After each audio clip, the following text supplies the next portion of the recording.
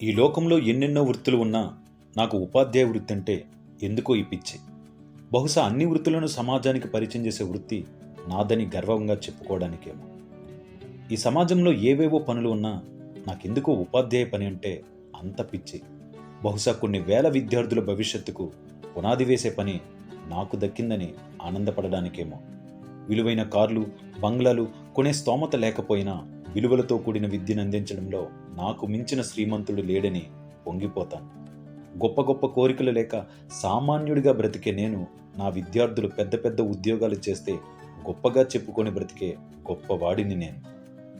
జీతం ఎంత ఆలస్యమైనా తట్టుకోగలిగే శక్తి ఉన్న నేను పిల్లల మార్కులు కాస్త తగ్గినా తట్టుకోలేని బలహీనుడు. పిల్లల క్రమశిక్షణే కఠోర దీక్షగా తలిచే నేను వారి ఎదుట శత్రువుగా మిగిలినా వాళ్ళ శ్రేయస్సుకై పంతా మార్చుకొని మొండివాడినవుతాను. తరగతి గదికి ఆలస్యమవుతుందని ఉదయాన్నే అల్పాహారం స్వీకరించని రోజులు ఎన్నో. రేపటి పాఠం బాగా రావాలని గంటల తరబడి చదివిన రాత్రులు ఇంకెన్నో.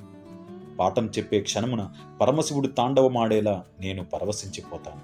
పాఠం బాగా అర్థమయ్యిందని పిల్లలంటే చాలు పట్టరాని సంతోషంతో పొంగిపోతాను.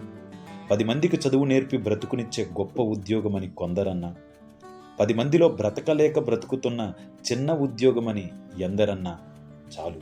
నా విద్యార్థులు చిరునవ్వుతో పలకరించే ఆ పలకరింపు చాలు. ఈ లోకాన మాస్టారు అనే నలుగురిలో నాకున్న గుర్తింపు.